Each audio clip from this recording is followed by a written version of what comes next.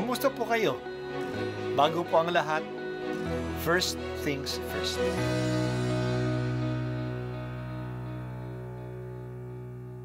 Good morning po. Sinisimulan po natin ngayon ang first things first. At dito po, tinatalakay natin sa unang bahagi ng umaga natin ay ang first readings na binabasa po sa banal na misa. Ito pong tinatalakay natin kasi madalas po kasi marami na tayong alam tungkol sa gospel readings. Pero konti po ang nagsasalita sa first readings. Pero ang first readings, bahagi din po yan ng Biblia, ng banal na kasulatan. Kaya susubaybayan po natin ang mga first readings, basahin po natin at kuminsan kailangan ng basahin ng 2 o 3 beses bago maintindihan kasi hindi po tayo familiar sa mga istorya at sa mga kaisipan na tinatalakay dito. Ang simula ng aklat ni Propeta Jonas. Sa lipi ni Zabulon ay may isang lalaking Jonas ang pangalan. Siya ay anak ni Amitay. Isang araw, sinabi sa kanya ng Panginoon, "Pumunta ka sa Ninive, ang malaking lungsod, at pangaralan mo ang mga taga-roon, sapagkat suko na sa langit ang kanilang kasamaan." Sa halip na sumunod, ipinasya ni Jonas na magtago sa Tarsis, sapagkat inakala niyang malayo iyon sa Panginoon. Kaya nagtungo siya sa Jope at humanap ng barkong papunta sa Tarsis. Nang maibigay niya ang kaukulang upa, sumakay siya sa bapor kasama ng mga tripulante. Ngunit nang sila'y nasa laot na, nagpalitaw ng malakas na bagyo ang Panginoon. Ano pat halos mawasak ang barko. Dahil dito, sinidlan ng matinding takot ang mga tripulante, kaya't bawat isa'y nanalangin sa kaniyang Diyos. Pagkatapos, inihulog nila sa dagat ang mga kargamento para gumaan ang sasakyan. Samantala, si Jonas ay mahimbing na natutulog sa isang sulok sa ibabang palapag ng barko. Nakita siya ng kapitan at ginising, "Hoy, tulog ka ng tulog diyan.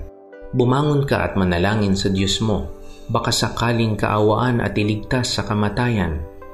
Nag-uusap ang mga tripulante.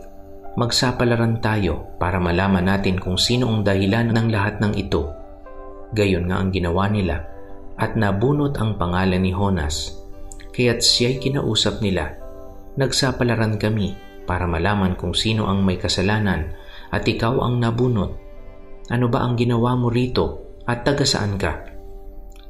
"Ako ay Hebreo," sagot ni Jonas. "Nananalig ako sa Panginoon ang Diyos ng kalangitan, ang lumikha ng dagat at ng lupa." Bago pa ito nangyari, sinabi ni Jonas na pinagtataguan niya ang Panginoon.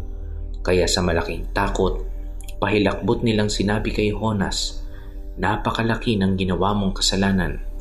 Lalong lumakas ang bagyo, kaya si Jonas ay kinausap uli ng tripulante, "Ano ang ibig mong gawin namin sa iyo para pumayapa ang dagat? Ihagis ninyo ako sa dagat, sapagkat alam kong ako ang dahilan ng nagngingit-ngit na bagyong ito." Sagot niya.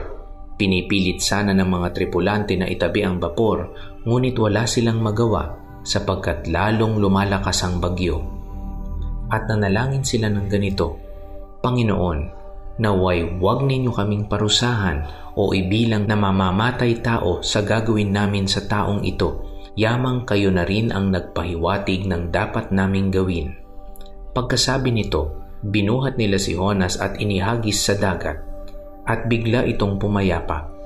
Dahil dito, sinidlan sila ng matinding takot sa Panginoon, kaya't naghandog sila at namanata sa Kanya.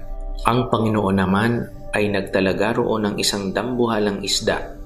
Nilulo nito si Jonas. Siya'y nanatiling 3 araw at 3 gabi sa tiyan ng isda. Nang si Jonas ay nasa tiyan ng isda, nanalangin siya. Kinausap ng Panginoon ang isda, at si Jonas ay iniluwa nito sa dalampasigan. Ang salita ng Diyos. Salamat sa Diyos. Ang aklat ni Jonas ay isang katangi-tanging aklat. Nabibilang ito sa mga aklat ng mga propeta at itinuturing si Jonas na isang propeta. Pero kakaiba ito kaysa mga aklat ng mga minor prophets na naglalaman ng mga pahayag ng mga propeta. Pero dito, ang nilalaman ay hindi mga salita kundi ang mga gawa na nangyari kay Jonas. Ang mensahe ni Jonas ay wala sa kanyang salita, kundi sa nangyari sa kanya, sa kanyang kwento. Ang mga propeta ay nananawagan ng pagsisisi at ang layo nila ay ang pagbabago ng mga tao. Ang panawagan din ni Jonas ay pagsisisi ng mga taga-Ninive kung saan siya pinadala ng Diyos. Pero ayaw niyang sumunod sila sa Diyos. At malungkot pa sila nung nakita niya na epektibo ang kanyang salita, na nagsisi at nagbago ang mga taga-Ninive. Gusto kasi niyang masira ang Ninive at hindi maligtas kasi kaaway ng mga Hudyo ang Ninive na isang napatinding nagpahirap sa kanila. Marami nagsasabi na ang kwento ni Jonas ay sa aklat na ito ay hindi historical kundi parang isang talinhaga. Hindi nangyari historically pero may malalim na aral para sa atin. Yan ang mahalaga. Hindi ano ang nangyari kay Jonas, kundi ano ang mensahe ng Diyos sa aklat na ito. Puno ng contrasts ang ating pagbabasa ngayon. Si Jonas ay pinadala ng Diyos sa silangan, sa lungsod ng Ninive na nasa bansang Iraq ngayon. Pero pumunta siya sa pinakamalayong lugar sa opposite direction, sa kanluran, sa Tarsis, doon sa Espanya. Ang Ninive ay ang pangunahing lungsod ng Assyria, ang matinding kaaway ng mga Israelita na sumira sa lungsod ng Samaria at nagpatapon sa 10 tribo ng Israel.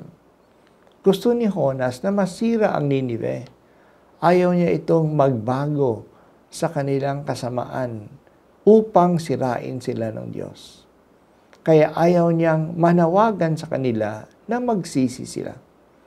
Alam niya na ang Diyos ay mahabagin.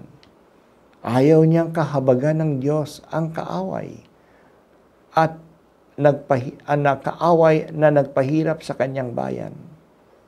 Habang ang mga tripulante na mga pagano na sakay sa barko ay natatakot at nagdadasal sa kani-kanilang Diyos upang iligtas sila sa matinding bagyo.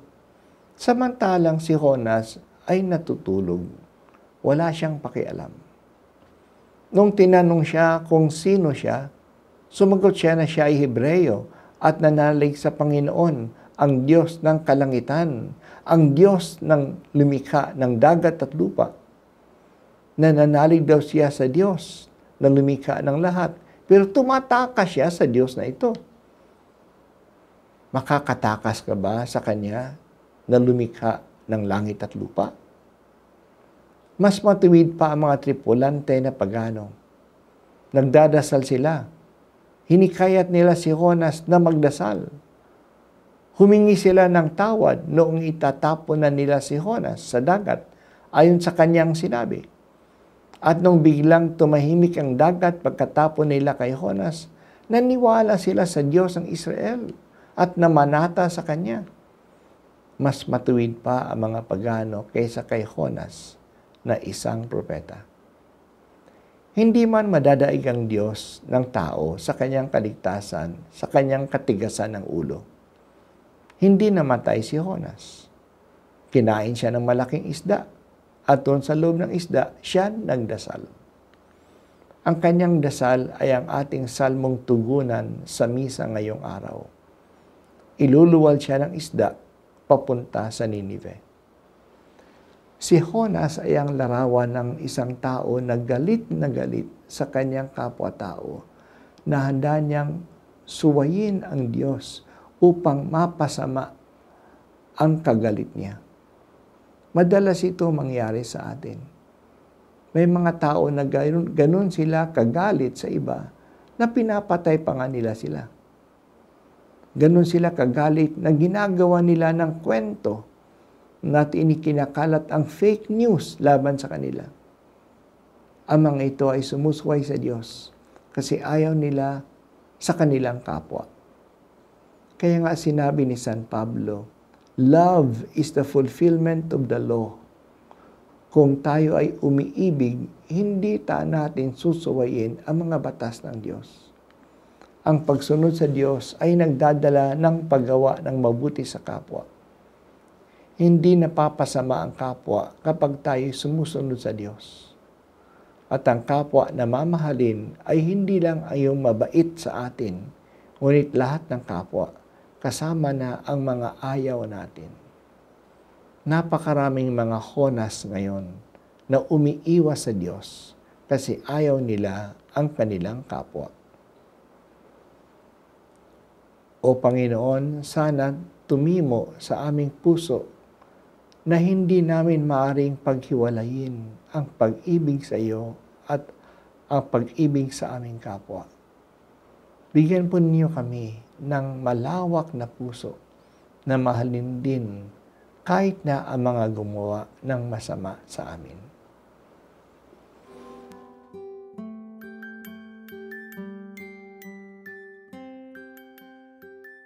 At ako po ay si Bishop Broderick Pabilio dito sa First Things First.